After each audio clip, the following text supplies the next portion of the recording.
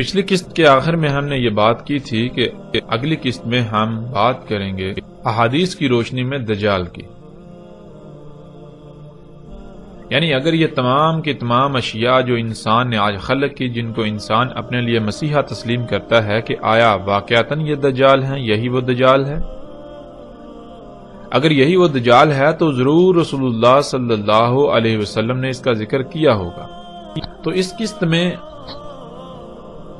ہم جانیں گے کہ کیا واقعتاً رسول اللہ صلی اللہ علیہ وسلم نے ان تمام کی تمام ایجادات کو دجال کہا یا نہیں۔ تو ناظرین، اس بات کو جاننے کے لیے ہم اپنی اس قسط کا آغاز کرتے ہیں۔ ہم جانتے ہیں کہ رسول اللہ صلی اللہ علیہ وسلم نے دجال کے بارے میں کھول کھول کر تفاصیل کے ساتھ بیان کیا۔ اسی طرح رسول اللہ صلی اللہ علیہ وسلم صحابہ اکرام کو دجال کے بارے میں بتا رہے تھے تو رسول اللہ صلی اللہ علیہ وسلم نے یہ کہا کہ قیامت الساعۃ سے پہلے دجال ہے، اور اس دجال سے پہلے بھی کئی دجال ہوں گے۔ رسول اللہ صلی اللہ علیہ وسلم نے قیامت الساعۃ کے قریب آنے والے دجال سے پہلے جتنے بھی دجال ہوں گے یا جو کچھ دجال ہوگا اس سب کی تفصیلات بیان کی۔ جب رسول اللہ صلی اللہ علیہ وسلم ان دجالوں کی یا قرب قیامت الساعۃ نکلنے والے دجال سے پہلے جو کچھ بھی دجال تھا، جتنے بھی دجال تھے، ان کا ذکر کر چکے، تو پھر بیان کرنے کی باری آئی اس دجال کی جو قرب قیامت الساعۃ نکلنا تھا۔ تب رسول اللہ صلی اللہ علیہ وسلم نے کہا، تحقیق یعنی ثابت شدہ، ایسا ہی ہوگا، ایسا ہو چکا کیا کہ دجال کھانا کھا چکا اور بازاروں میں گھوم پھر چکا۔ یعنی رسول اللہ صلی اللہ علیہ وسلم نے کھول کر یہ بات واضح کر دی کہ دیکھو، قرب قیامت الساعۃ جس دجال کا خروج ہونا ہے، اس سے پہلے جتنے بھی دجال ہوں گے وہ کھانا کھانے والے دجال ہوں گے، ان میں کھانا کھانے والے دجال ہوں گے۔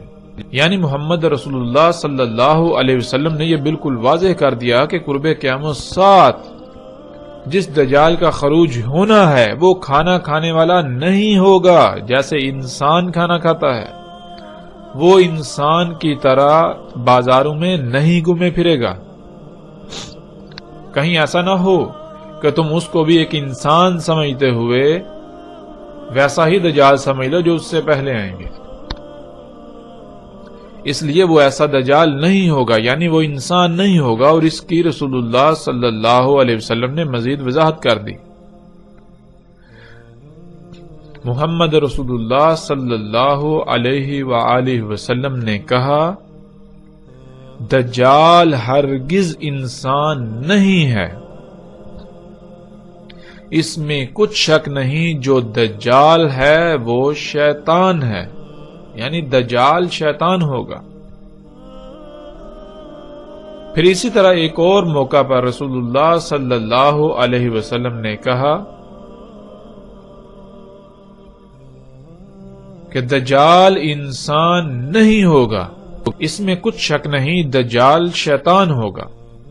اور قرآن میں اللہ سبحانہ و تعالیٰ نے شیطان کسے کہا؟ اللہ سبحانہ و تعالیٰ نے ہر اس شے کو شیطان کہا جو کچھ بھی ہمارے ارد گرد کھلم کھلا موجود ہے، جو ہماری ضرورت سے زائد ہے۔ حیات الدنیا کو، دنیاوی مال و متاع کو اللہ سبحانہ و تعالیٰ نے شیطان قرار دیا، شیطان کہا قرآن میں۔ اور پیچھے ہم جان چکے، بار بار یہ بات جان چکے کہ رسول اللہ صلی اللہ علیہ وسلم نے دجال کسے کہا۔ پھر رسول اللہ صلی اللہ علیہ وسلم نے کہا کہ دجال ہوگا طرح طرح کی مخلوقات، دجال طرح طرح کی تخلیقات ہوں گی، اور ہم پر یہ بات واضح ہونی چاہیے کہ اللہ سبحان ہے، اللہ اس سے پاک ہے کہ وہ دجال خلق کرے۔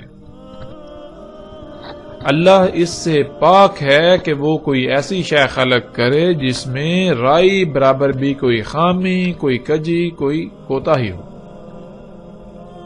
کوئی عیب ہو یا کوئی نقص ہو۔ اللہ اس سے پاک ہے، اللہ کے لیے ہے ہی حمد۔ اللہ جو بھی خلق کرتا ہے وہ ہر لحاظ سے مکمل قابل تعریف ہوتا ہے۔ تو کیا دجال میں تعریف ہوگی؟ نہیں، دجال تو ہوگا ہی عیب دار، دجال تو ہوگا ہی عیوب کا منبع، خامیوں کا گڑھ ہوگا۔ تو پھر بالکل واضح ہو جاتا ہے کہ دجال کا خالق اللہ نہیں ہوگا، تو پھر کون خالق ہوگا؟ یہ بات بھی ہم پر بالکل واضح ہو چکی ہے، اور جیسے جیسے ہم آگے بڑھیں گے مزید کھل کر واضح ہوتی جائے گی کہ دجال کا خالق یعنی ان مخلوقات کا خالق انسان ہوگا۔ ان مخلوقات کی خالق وہ ذات ہوگی جس ذات کو اللہ سبحانہ و تعالیٰ نے زمین کا اختیار دیا، اور اختیار کسے دیا؟ قرآن میں بار بار بہت سارے مواقع پہ یہ بات کھل کر واضح ہے کہ انسان کو زمین کا اختیار دیا گیا، انسان کو زمین پر نائب بنایا گیا۔ یعنی دجال ہوگا انسان کی اپنے ہی خلق کردہ طرح طرح کی مخلوقات جن کو انسان اپنے لیے مسیحا سمجھے گا، لیکن حقیقت یہ نہیں ہوں گی، وہ انسان کے لیے دنیا و آخرت میں ہلاکت کا باعث بنے گی۔ اس کے باوجود انسان ان مخلوقات کو اپنے لیے مسیحا سمجھ رہا ہوگا۔ یہی ہے ان مخلوقات کا دجال ہونا، یعنی ان مخلوقات پر دجل کا پردہ چڑھا ہوا ہوگا، تو انسان ان کے دجل کا شکار ہو جائے گا۔ اور پھر رسول اللہ صلی اللہ علیہ وسلم نے کہا، اس میں کچھ شک نہیں، تحقیق ثابت شدہ ایسا ہو چکا، کیا ہو چکا کہ جو بھی ایجادات ہیں، حادثات، واقعات دجال کے بارے میں، وہ سب کا سب میں تمہیں بتا چکا، میں بیان کر چکا، میں نے بیان کر دیا۔ اس کے باوجود یہ ممکن ہی نہیں کہ وہ تمہاری عقلوں میں آ جائے، وہ تمہاری عقلوں میں نہیں آئے گا۔ رسول اللہ صلی اللہ علیہ وسلم نے دجال کیا ہوگا اس کے بارے میں ہر لحاظ سے کھول کھول کر واضح کر دیا۔ رسول اللہ صلی اللہ علیہ وسلم نے بتایا کہ دجال طرح طرح کی انسان کی اپنے ہی ہاتھوں سے خلق کردہ تخلیقات ہوں گی، مخلوقات ہوں گی، ایجادات ہوں گی، حادثات، واقعات، مصائب وہ دجال ہوں گے، لیکن انسان کی عقل میں دجال نہیں آئے گا۔ رسول اللہ صلی اللہ علیہ وسلم کے سب کچھ بیان کر دینے کے باوجود بھی انسان انہیں بطور دجال پہچاننے کی بجائے ان سب مخلوقات کو اپنا مسیحا بنا بیٹھیں گے، اپنا رب بنا بیٹھیں گے، اپنا مسیحا تصور کریں گے۔ جیسا کہ اس روایت میں بالکل واضح ہے کہ رسول اللہ صلی اللہ علیہ وسلم نے کہا کہ جو بھی ایجادات، حادثات، واقعات ہوں گے دجال کے بارے میں وہ سب بیان کر چکا۔ تو پھر یہاں یہ سوال پیدا ہوتا ہے کہ جب رسول اللہ صلی اللہ علیہ وسلم ان ایجادات کے بارے میں بیان کر چکے تو کیا روایات میں ان ایجادات کے بارے میں ذکر موجود ہے؟ کیا ہمیں ایسی روایات ملتی ہیں؟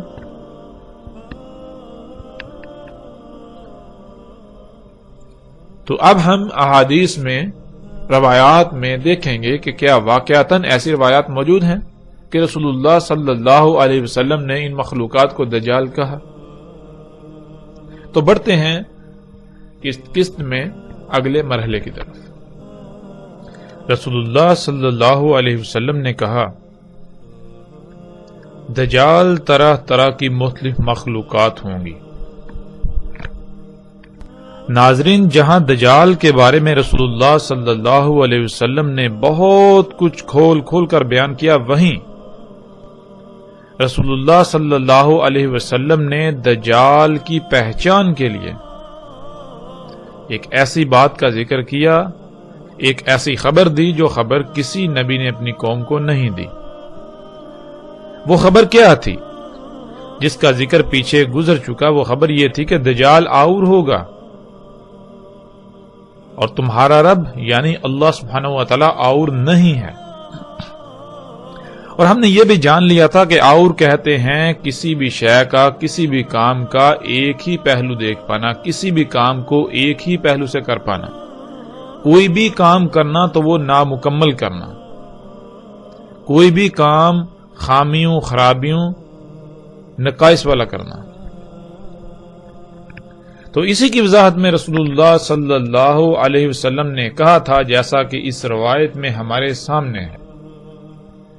رسول اللہ صلی اللہ علیہ وسلم نے کہا، اس کی یعنی دجال کی صلاحیت، خصوصیات، معیار اور کردار یہ ہوگا کہ وہ ہر شے میں ٹیڑھ پن پیدا کر دے گا، ہر شے کو مفلوج کر دے گا، اور یہی شے اسے یعنی دجال کو نمایاں کرے گی، یہی اس کی پہچان کا باعث ہوگی۔ یعنی رسول اللہ صلی اللہ علیہ وسلم نے کہا کہ دجال کی پہچان یہ ہے کہ دجال ہر شے میں ٹیڑھ پن پیدا کر دے گا، ہر شے کو مفلوج کر دے گا۔ یہ خامی، یہ خصلت ہی دجال کی پہچان ہوگی۔ آج ہم دیکھیں وہ کون سی مخلوقات ہیں، وہ کون سی اشیاء ہیں جنہیں انسان اپنے لیے مسیحا سمجھتا ہے، لیکن اس کے برعکس ان کی حقیقت یہ ہے کہ وہ تمام کی تمام مخلوقات میں ٹیڑھ پن پیدا کر رہی ہیں، تمام مخلوقات کو مفلوج کر رہی ہیں، خرابیاں، نقائص وغیرہ پیدا کر رہی ہیں۔ ایسی وہ کون سی مخلوقات ہیں؟ تو جب ہم دیکھیں تو ہمارے سامنے کیا آتا ہے؟ ہمارے سامنے پھر وہی طرح طرح کی انسان کی خلق کردہ مخلوقات جو پوری کائنات میں ہر شے کو مفلوج کر رہی ہیں، ہر شے میں ٹیڑھ پن پیدا کر رہی ہیں، ہر سطح پر تباہی مچا رہی ہیں۔ جب ہم ان مخلوقات کو دیکھیں تو جہاں ایک طرف یہ زمین کو مفلوج کر رہی ہیں، زمین کو کھوکھلا کر رہی ہیں، جس سے زلزلے، طوفان، آندیاں آ رہی ہیں، جس سے زمین کی پیدا کرنے کی صلاحیت متاثر ہو چکی ہے، تو وہیں انسان کی خلق کردہ ایسی اشیاء جنہیں وہ اپنے لیے فائدہ مند، اپنے لیے مسیحا تصور کرتا ہے، یعنی طرح طرح کی ادویات، طرح طرح کی ایسی اشیاء جنہیں وہ سہولتوں کا نام دیتا ہے، ان کا دوسرا پہلو کیا ہے؟ ان کا دوسرا پہلو یہ ہے کہ وہ تمام مخلوقات کو فساد زدہ کر رہی ہے،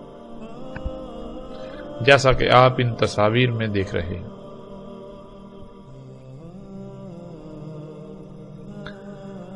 ناظرین، آج ہم اپنے آپ سے سوال کریں، ہم اپنے آپ سے پوچھیں کہ یہ تمام کی تمام فساد زدہ، خراب، نقائص والی مخلوقات کیا ان کا خالق اللہ ہے؟ اگر ہم یہ کہیں کہ ان کا خالق اللہ ہے تو اس کا مطلب یہ ہے کہ اللہ سبحان نہیں ہے، اللہ کے لیے حمد نہیں ہے، یعنی اللہ جو کام کرتا ہے وہ عیب دار کرتا ہے، نقائص والا کرتا ہے، خامی و خرابی والا کرتا ہے۔ لیکن جب ہم دوسری طرف قرآن سے رجوع کریں، قرآن سے اپنا تعلق قائم کریں، قرآن پر اس سوال کو پیش کریں، تو قرآن تو بار بار یہ کہتا ہے کہ اللہ سبحان ہے، اللہ پاک ہے اس سے کوئی عیب دار خلق کرے۔ اللہ ظلم نہیں چاہتا، اللہ ظلم نہیں کرتا، قرآن پورے کا پورا اسی بات سے بھرا پڑا ہے۔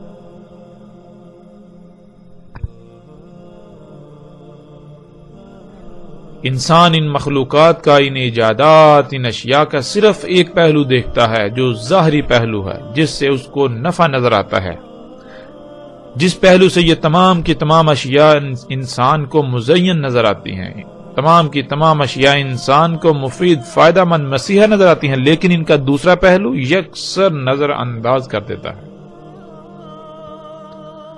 ان کے دوسرے پہلو کو یکسر نظر انداز کر دیتا ہے۔ اور وہ دوسرا پہلو کیا ہے؟ وہ دوسرا پہلو یہ ہے کہ یہ اشیاء، یہ مخلوقات کائنات کو تباہ کر رہی ہیں۔ آج موسموں کا نظام بگڑ چکا تو انسان کی انہی ایجادات کی وجہ سے، جنہیں وہ اپنے لیے مسیحا تصور کرتا ہے۔ آج زمین کی پیدا کرنے کی صلاحیت متاثر ہو چکی تو اس کی وجہ بھی یہی مخلوقات۔ آج لاتعداد بیماریاں وجود میں آ چکی ہیں جن کا ماضی قریب میں وجود تک نہیں تھا، اور ان بیماریوں سے انسان تو کیا جاندار تڑپ تڑپ کر مر رہے ہیں۔ اور ان بیماریوں کی وجہ کیا ہے؟ یہ بیماریاں وجود میں کیسی آئیں؟ ان کی وجہ یہی انسان کی خلق کردہ طرح طرح کی مخلوقات۔ آج انسان ان گاڑیوں کو، جہازوں کو، ٹرینوں کو، یعنی جدید سفری ذرائع کو اپنے لیے مسیحا تصور کرتا ہے، لیکن اس کا دوسرا پہلو کیا ہے؟ اسے یکسر نظر انداز کر دیتا ہے۔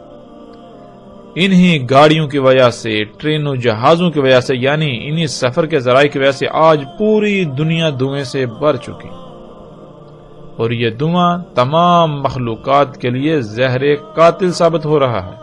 اسی دھوئیں کی وجہ سے دنیا میں ہر سال 33 لاکھ سے زیادہ انسان موت کا شکار ہو رہے ہیں، اور دنیا کی تقریباً 99% سے زیادہ آبادی کسی نہ کسی بیماری کا شکار ہے، تو وہ اسی دھوئیں کی وجہ سے۔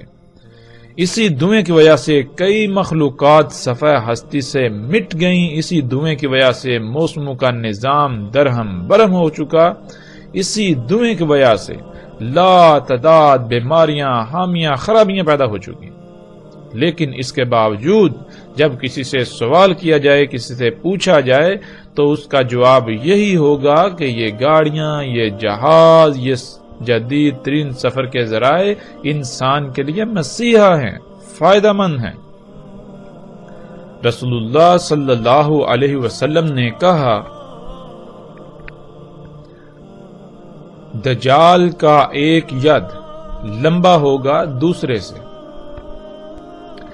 ناظرین، ہم انسان ہیں، تو جب لفظ ید آتا ہے تو فوراً ہمارے ذہن میں ہمارے ہاتھ کا نقشہ ظاہر ہو جاتا ہے، اور ہم ید کے معنی ہاتھ کے لے لیتے ہیں۔ لیکن عربی میں ہاتھ کو ید نہیں کہتے، بلکہ عربی میں ید کہتے ہیں ایسی قوت کو جس سے کچھ کیا جا سکے۔ اگر یہ لفظ عالم مادہ کے لیے استعمال ہوگا تو اس کے معنی ہوں گے ایسا آلہ جس میں قوت ہوتی ہے اور جس سے کچھ کیا جا سکے، کچھ بنایا جا سکے۔ اسی وجہ سے انسان کی ذات میں ایسے آلے کو ہاتھ کہا جاتا ہے۔ اور اگر یہی لفظ عالم نور کے لیے استعمال ہوگا یا عالم نار کے لیے استعمال ہوگا تو وہاں وہ عالم مادہ سے ماورا ہوگا۔ مثال کے طور پر آج ہم پہاڑوں کو اپنی آنکھوں سے دیکھتے ہیں، لیکن اگر ایسا ہوتا کہ پہاڑ اللہ کے غیب میں سے ہوتے، یعنی انسان انہیں نہیں دیکھ سکتا، انسان انہیں نہ دیکھ سکتا ہوتا اور پہاڑوں کے لیے لفظ ید کا استعمال کیا جاتا، تو انسان یہی سمجھتا کہ جبال نامی مخلوق کے بھی ایسے ہی ید یعنی ہاتھ ہوتے ہیں جیسے ہمارے ہیں، جیسے انسان کے ہیں۔ لیکن حقیقت اس کے بالکل برعکس ہے۔ لفظ ید کے سب سے آسان معنی یہ ہے کہ جو خصوصیات انسان کے ہاتھ میں پائی جاتی ہیں، جیسے اس سے کچھ پکڑا جاتا ہے، اٹھایا جاتا ہے، اٹھا کر ادھر ادھر رکھا جاتا ہے، دھکیلا جاتا ہے وغیرہ، جس شے میں بھی یہ خصوصیات یا ایسی قوت پائی جائے وہ شے ید کہلائے گی۔ ناظرین، آگے بڑھنے سے پہلے ہمیں یہاں اس بات کی مزید وضاحت کرنا ضروری ہے، کیونکہ جب تک ہم اس کو مزید واضح نہیں کریں گے تب تک آگے آنے والی روایات کو ہم نہیں سمجھ سکیں گے۔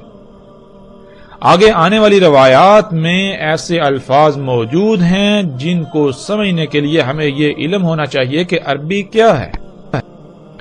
ناظرین، دین کو سمجھنے اور بالخصوص فتنہ دجال سمیت ساتھ کی علامات سے متعلق تمام معاملات کو سمجھنے کے لیے یہ بہت ضروری ہے کہ ہم سب سے پہلے عربی زبان کی اہمیت کو جان لیں۔ عربی کیا ہے؟ عربی دنیا کی واحد ایسی زبان ہے جس کا ترجمہ دنیا کی کسی بھی زبان میں نہیں کیا جا سکتا۔ عربی دنیا کی واحد ایسی زبان ہے جو ہر وقت اور ہر شے کا احاطہ کرتی ہے، یعنی مثال کے طور پر آج کوئی ایسی شے جس کا وجود نہیں اور کل کو وہ وجود میں آتی ہے تو اس شے کا کوئی نہ کوئی نام تجویز کیا جائے گا جو پہلے سے اس زبان میں موجود نہیں ہوگا۔ جیسے کہ ہم گاڑی ہی کو لے لیں، اردو میں لفظ گاڑی کے وجود سے پہلے اپنا کوئی وجود نہیں رکھتا تھا. اسی طرح انگلش میں لفظ کار کی تخلیق سے پہلے اپنا کوئی وجود نہیں رکھتا تھا. جب شے وجود میں آئی اس کے بعد یہ لفظ وجود میں آیا. لیکن عربی دنیا کی واحد ایسی زبان ہے جو اس خامی سے بالکل پاک ہے. عربی دنیا کی واحد ایسی زبان ہے جس کا ہر لفظ بہت ہی وسعتوں کا حامل ہے. کوئی بھی شے جو پہلے وجود نہیں رکھتی تھی اور بعد میں وجود آئے گی یا بعد میں وجود آئے، عربی میں اس کا نام پہلے سے ہی طے کر دیا گیا. یعنی عربی میں آپ کسی بھی لفظ کا اضافہ نہیں کر سکتے. جو بھی نئی ایجاد آپ کریں گے اس کے لیے پہلے سے ہی عربی میں نام موجود ہوگا. البتہ اس شے کی الگ سے پہچان اور نشاندہی کے لیے آپ الگ سے کوئی لفظ ایجاد کر سکتے ہیں، مگر وہ لفظ عربی زبان کا حصہ نہیں ہوگا اور نہ ہی وہ لفظ عربی کہلائے گا، بلکہ وہ کسی اور زبان کا لفظ عربی لہجے کے ساتھ روزمرہ کے استعمال میں لایا جائے گا. جیسے لفظ فیس بک یا ٹویٹر کو ہی لے لیا جائے، جب عربی کے اصل سے ان کے لیے کوئی لفظ استعمال کیا جائے گا تو وہ لفظ استعمال کیا جائے گا جو فیس بک اور ٹویٹر وغیرہ کی صفات کا احاطہ کرے. لیکن موجودہ دور کے تقاضے کو سامنے رکھتے ہوئے یہی لفظ عربی لہجے کے ساتھ استعمال کیے جائیں گے جو کہ وقت کی ضرورت ہے، لیکن یہ لفظ یا یہ الفاظ عربی کا حصہ نہیں کہلائیں گے اور نہ ہی ان الفاظ کو اصل خالص عربی میں داخل کیا جا سکتا ہے. عربی کو سمجھنے کے لیے یہاں ہم چند الفاظ کو مثال کے طور پر سامنے رکھ لیتے ہیں. مثلا لفظ راس کو ہی لے لیں. ناظرین، جب لفظ راس کا ترجمہ کیا جاتا ہے تو اردو میں اس کا ترجمہ سر اور انگلش میں ہیڈ کر دیا جاتا ہے. اب جب ہم نے عربی میں لفظ راس کا ترجمہ سر کر دیا یعنی انگلش میں ہیڈ کر دیا تو اس کا نقصان کیا ہوگا اسے ہم سمجھ لیتے ہیں. مثال کے طور پر اگر آپ کے سامنے آپ کا دشمن موجود ہو اور آپ اپنے بھائی کو کہیں کہ وہ سامنے موجود دشمن کے راس میں گولی مارے تو وہ اس کے سر میں گولی مارے گا. لیکن اگر آپ کے سامنے اونٹ ہو اور آپ اپنے بھائی کو کہیں کہ وہ اونٹ کے راس میں گولی مارے تو وہ اونٹ کے سر میں گولی مار دے گا، کیونکہ اس کو بتایا گیا کہ راس کا ترجمہ سر ہے. لیکن اگر آپ کسی عرب کو یہ کہیں کہ وہ اس دشمن کے راس میں گولی مارے تو وہ گولی اس کے سر میں مارے گا، مگر جب آپ اسے کہیں گے کہ وہ اونٹ کے راس میں گولی مارے تو وہ اونٹ کے سر میں نہیں بلکہ اونٹ کی کوہان جو چوٹی نظر آتی ہے اس میں گولی مارے گا. اب سوال یہ پیدا ہوتا ہے کہ جب آپ نے اپنے بھائی کو حکم دیا کہ اونٹ کے راس میں گولی مارو تو اس نے اونٹ کے سر میں گولی ماری، لیکن جب وہی حکم ایک عرب کو دیا تو اس نے اونٹ کے سر کے بجائے اس کی کوہان میں گولی ماری. آخر ایسا کیوں؟ اس کا جواب یہ ہے کہ جب ہم نے راس کا ترجمہ سر کر دیا تو اس سے مراد سر ہی ہوگا. سر ایک محسوس عضو کو کہتے ہیں، جسم کے ایک مخصوص حصے کو کہتے ہیں، خواہ وہ کسی کا بھی ہو.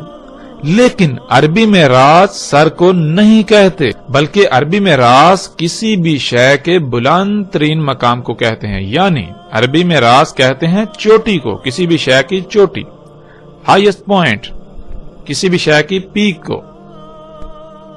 جب یہ لفظ انسان کی ذات کے لیے استعمال کیا جائے گا تو اس کا مطلب یہ ہوگا کہ انسان کی ذات کا سب سے بلند ترین مقام، اور وہ مقام ہے انسان کا سر. اسی طرح اس کے برعکس جب یہ لفظ اونٹ کے لیے استعمال کیا جائے گا تو اونٹ میں جو اس کا بلند ترین مقام ہے، جو اس کی چوٹی ہے، وہ ہے اس کی کوہان. اس لیے کوہان کو راس کہا جائے گا، نہ کہ اونٹ کے سر کو. اب ناظرین، اب یہ تصور کریں کہ جب اس لفظ کا، عربی کے لفظ راس کا ترجمہ سر انگلش میں ہیڈ کر دیا تو اس کا نقصان کیا ہوگا، یہ آپ کے بالکل سامنے ہے. یہ وہ وجہ ہے جس وجہ سے عربی کا ترجمہ کرنا ناممکن ہے، لیکن اس کے معنی بیان کیے جاتے ہیں۔ معنی کیا ہیں؟ معنی یہ ہیں جیسے ہم نے ابھی بیان کیا کہ راس کہتے ہیں کسی بھی شے کے بلند ترین مقام کو، اور جب ہم ترجمہ کر دیں تو پھر یہ لفظ ہم صرف اور صرف انہی مخلوقات کے لیے استعمال کر سکیں گے جن کا سر ہوتا ہے، مگر عربی کا یہ لفظ راس کائنات کی کسی بھی شے کے لیے استعمال ہو سکتا ہے، خواہ اس کا انسان یا جانوروں کی طرح کا سر ہو یا نہ ہو۔ اس سے ناظرین آپ کو بالکل واضح ہو جائے گا کہ عربی کا ترجمہ کرنا بالکل ناممکن ہے۔ اسی طرح ناظرین جیسا کہ ہماری روایت میں لفظ ید آیا تھا، اس لفظ کو لے لیں جس کا ترجمہ ہاتھ کیا جاتا ہے۔ جب اس کا ترجمہ ہاتھ کر دیا جائے تو ناظرین یہ لفظ نمبر 1 محدود ہو جائے گا، یعنی آپ صرف اور صرف اس لفظ کو ان مخلوقات کے لیے استعمال کر سکیں گے جن کا ہاتھ ہوتا ہے۔ اور دوسری بات ناظرین یہ کہ اگر یہ لفظ کسی دوسری ذات، جیسے کہ قرآن میں اللہ سبحانہ و تعالیٰ کی ذات کے لیے بھی یہ لفظ استعمال ہوا ہے، اور جب ہم اس لفظ کا ترجمہ ہاتھ کر لیں گے تو ہمیں ایسے تمام مقامات پر اس کا ترجمہ پھر یہی لینا پڑے گا، اس سے مراد ہاتھ ہی لینا پڑے گا، جو کہ بالکل غلط ہوگا، ہمیں ہدایت کی بجائے گمراہی کی طرف لے جائے گا۔ ناظرین ید کہتے ہیں جس میں قوت ہوتی ہے، جس سے کوئی کام کیا جا سکے، اور اگر یہ لفظ عالم مادہ کے لیے یعنی مادی دنیا کی اشیاء کے لیے استعمال کیا جائے گا تو اس سے مراد کوئی ایسا آلہ ہوگا، ایسا ٹول ہوگا جس میں قوت ہوتی ہے، جس سے کچھ کیا جا سکتا ہے، جس سے کچھ پکڑا جا سکتا ہے، اٹھایا جا سکتا ہے، کچھ بنایا جا سکتا ہے، کچھ کھولا یا بند کیا جا سکتا ہے، یعنی کچھ بھی کام کیا جا سکتا ہے۔ انسان کے جسم میں اللہ سبحانہ و تعالیٰ نے ایسی خصوصیات کا حامل جو عضو خلق کیا ہے وہ انسان کے ہاتھ ہیں، اس لیے انسان کے ہاتھوں کو ید کہا جاتا ہے۔ جب یہ لفظ مادی اشیاء کے لیے استعمال کیا جائے گا یعنی عالم مادہ کے لیے استعمال کیا جائے گا تو اس کا معنی یہ ہوگا کہ کوئی ایسا ٹول، کوئی ایسی شے، کوئی ایسا آلہ جس میں وہ صلاحیتیں ہوتی ہیں جو صلاحیتیں انسان کے ہاتھ میں ہیں۔ اور اگر یہ لفظ عالم نور یا عالم نار کے لیے استعمال کیا جائے گا تو پھر اس میں مادی صفات، مادی خصوصیات نکل جائیں گی، پھر وہاں مراد کوئی مادی آلہ نہیں ہوگا، یعنی وہاں مراد کوئی نوری ایسی قوت ہوگی، نور کی کوئی ایسی قوت یا آگ، نار کی ایسی قوت جس سے کچھ کیا جا سکے، جس میں وہ صفات، وہ صلاحیتیں، وہ خصوصیات ہوتی ہیں، جو خصوصیات، جو صفات، جو صلاحیتیں انسان کے ہاتھ میں ہوتی ہیں۔ پھر اسی طرح ناظرین لفظ اذان کو لے لیں جس کا ترجمہ کیا جاتا ہے کان۔ جب ہم نے ترجمہ کر دیا، نمبر 1 یہ لفظ محدود ہو جائے گا، اس کا استعمال محدود ہو جائے گا۔ نمبر 2 پھر اگر یہ لفظ ایسی مخلوقات کے لیے استعمال ہوتا ہے جن میں ایسا عضو نہیں ہے جسے ہم کان کہتے ہیں تو بات ہماری عقل میں نہیں آئے گی، ہم بات کو نہیں سمجھ سکیں گے۔ اذان کسے کہتے ہیں؟ عربی میں اذان کہتے ہیں لہروں کو موصول کرنے کا آلہ، اور لہروں کو موصول کرنے والا آلہ اللہ سبحانہ و تعالیٰ نے انسان کی ذات میں جو خلق کیا اسے ہم کان کہتے ہیں۔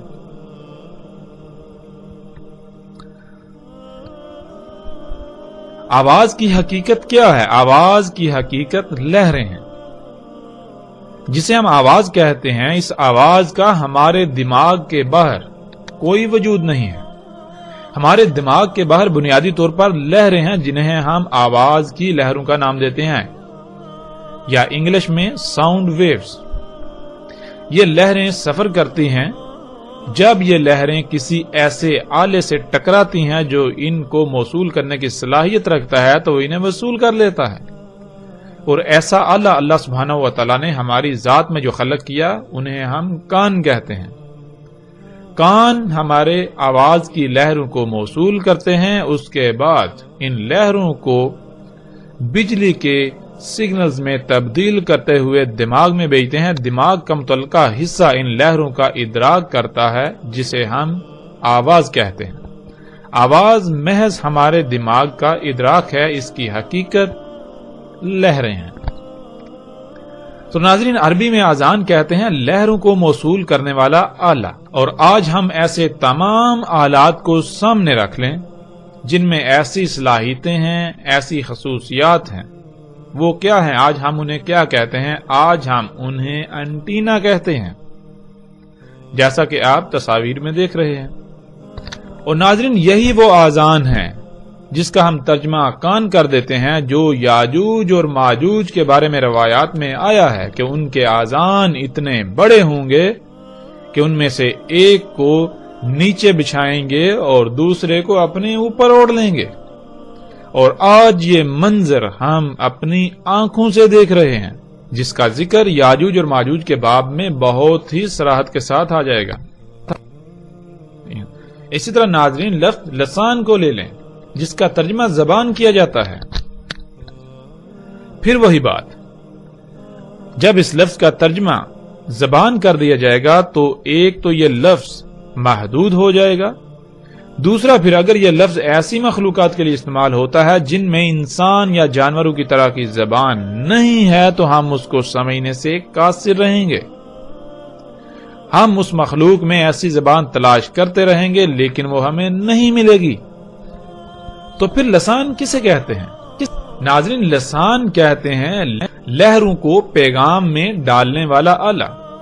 مثال کے طور پر آپ جب زبان سے بولتے ہیں تو کیسے بولتے ہیں؟ اس کی حقیقت کیا ہے؟ اللہ سبحانہ و تعالیٰ نے انسان کے حلق میں ایک گوشت کا لوتھڑا خلق کیا ہوا ہے. جب انسان بولتا ہے تو وہ لوتھڑا بہت تیزی سے ارتعاش کرتا ہے، حرکت کرتا ہے، تھر تھراتا ہے، جس سے بالکل ایسی ہی لہریں وجود میں آتی ہیں. خالی جگہ پر خلا میں ایسی لہریں وجود میں آتی ہیں جیسے بالکل پانی میں پتھر پھینکنے سے لہریں وجود میں آتی ہیں. پھر ناظرین، زبان جب حرکت کرتی ہے تو وہ ان لہروں کو ایسی فریکوینسی میں ڈالتی ہے جس میں وہ پیغام ہوتا ہے جو آپ کسی کو دینا چاہتے ہیں. زبان ان لہروں کو پیغام کی شکل میں ڈالنا شروع کر دیتی ہے.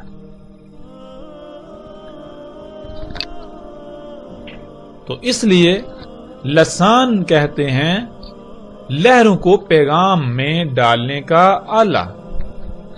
اب ناظرین، یہ صلاحیت، یہ خصوصیت جس شے میں بھی پائی جائے گی اسے عربی میں لسان کہا جائے گا، خواہ اس کو انسان کوئی بھی نام دے رہے ہوں یا کسی بھی نام سے جانتے ہوں، کسی بھی نام سے پکارتے ہوں یا کسی بھی نام سے پہچانتے ہوں. اس طرح ناظرین، لفظ سوت کو ہی لے لیں. سوت کا ترجمہ کیا جاتا ہے آواز، لیکن یہ ترجمہ بالکل محدود اور غلط تصور کیا جائے گا، اس لیے کہ جب ہم نے اس لفظ کا ترجمہ سوت کر دیا تو پھر ہم صرف اور صرف اس لفظ کو انہی مخلوقات کے لیے استعمال کر سکیں گے جن مخلوقات کا آواز کے ساتھ تعلق ہے. لیکن سوت کہتے ہیں تھر تھراتی لہروں کو.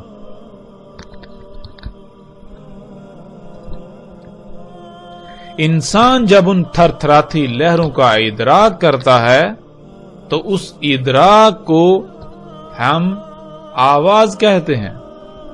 اب ضروری نہیں کہ جن تھر تھراتی لہروں کا ہم ادراک کر رہے ہیں انہیں آواز کا نام دے رہے ہیں، انہی لہروں کا ادراک کوئی اور مخلوق کرے تو اسے بھی آواز کہا جائے؟ نہیں. تھر تھراتی لہروں یعنی سوت کا ادراک ہر مخلوق کا الگ الگ ہے. پھر اسی طرح ناظرین، ایک لفظ ہے الشار. اس لفظ کا ترجمہ بالوں کا کر دیا جاتا ہے. جو بال انسان کے جسم پر یا سر پر موجود ہیں،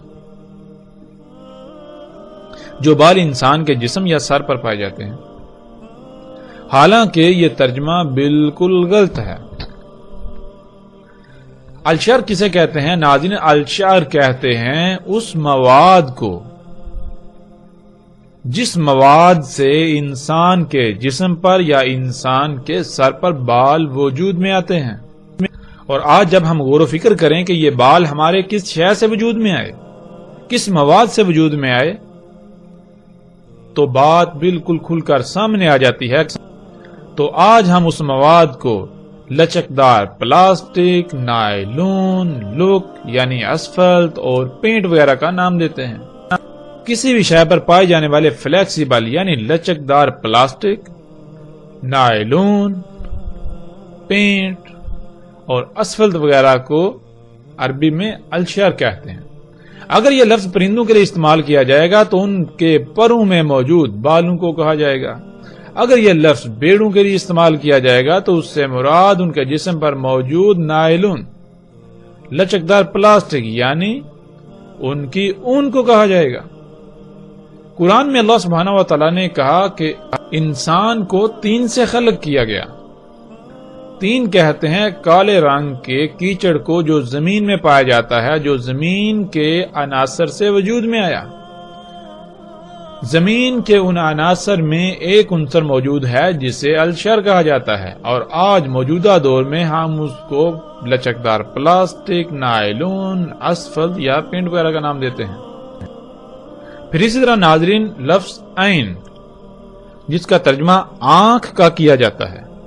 ناظرین، جب یہ لفظ ہمارے سامنے آتا ہے تو اس سے مراد آنکھ لے لیا جاتا ہے، جیسے انسان یا جانوروں کی آنکھ۔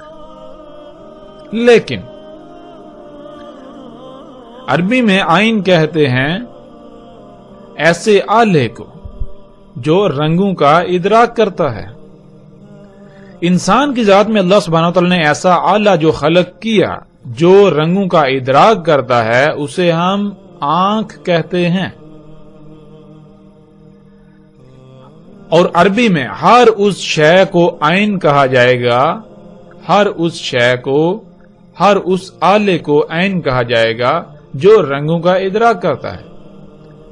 آج ہم جب اپنے ارد گرد غور و فکر کریں، ارد گرد دیکھیں، تو ہمیں بالکل واضح ایسے آلات نظر آئیں گے جو رنگوں کا ادراک کرتے ہیں۔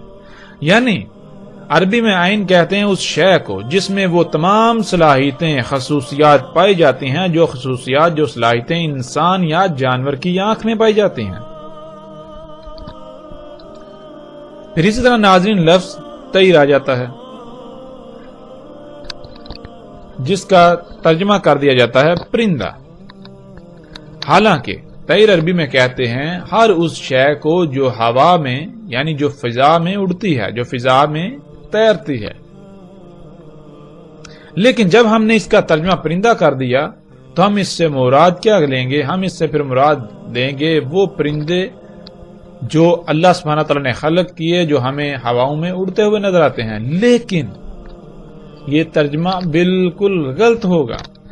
طیر کہتے ہیں ہر اس شے کو جو ہوا میں اڑتی ہے، جو فضا میں سفر کرتی ہے۔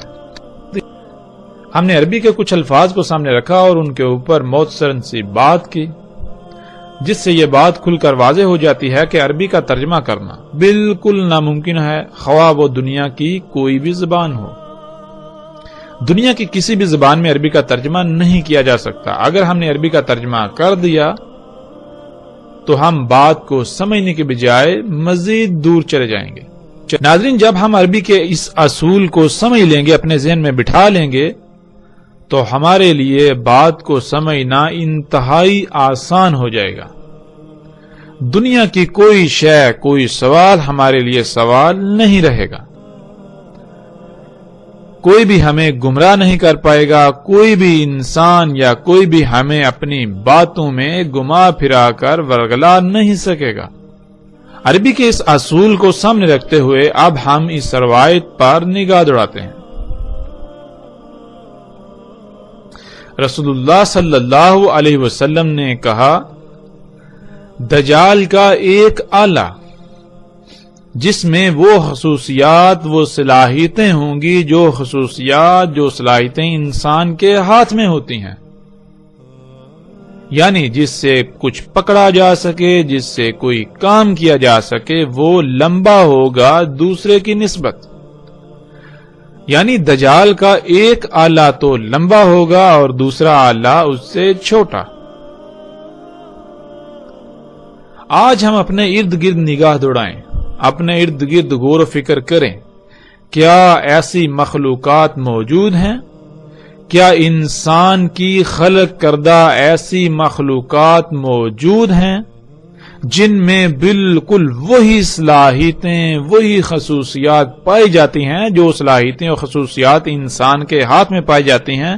تو حیران کن طور پر ایسی لا تعداد مخلوقات ہمارے سامنے آ جائیں گی، جیسا کہ آپ ان تصاویر میں دیکھ سکتے ہیں.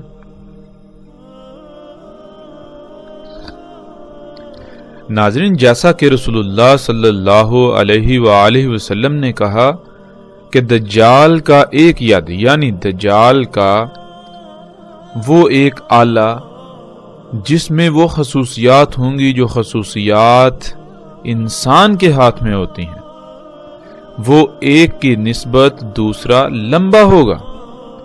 اور آج ہم دیکھ سکتے ہیں کہ ایسے تمام کے تمام آلات، ایسی تمام کی تمام مشینیں جن میں یہ صلاحیت موجود ہے، نہ صرف بالکل وہ انسانی ہاتھ کی طرح ہیں، بلکہ یہ تمام کے تمام آلات یعنی ٹولز، یہ مشینیں ایک کی نسبت دوسری بڑی ہے. جب آپ ان تمام آلات کو سامنے رکھیں تو آپ کو نظر آئے گا کہ جہاں ایک آلہ چھوٹا، دوسرا اس کی نسبت بڑا ہوتا ہے، تیسرا دوسرے کی نسبت بڑا، چوتھا تیسرے کی نسبت بڑا، پانچواں چوتھے کی نسبت بڑا، چھٹا پانچویں کی نسبت بڑا. اس طرح یہ تمام آلات ایک دوسرے سے بڑے ہیں. یعنی دجال کا ید ایک کی نسبت دوسرا بڑا ہے، ایک کی نسبت دوسرا لمبا ہے. اسی طرح سکرین پر نظر آنے والی یہ مشینیں، ان کو آپ دیکھ سکتے ہیں کہ ایک چھوٹی، دوسری پہلی سے بڑی، تیسری دوسری سے بڑی، چوتھی تیسری سے بڑی، پانچویں چوتھی سے بڑی، چھٹی پانچویں سے بڑی، اس طرح بالترتیب ایک دوسرے سے بڑی ہیں.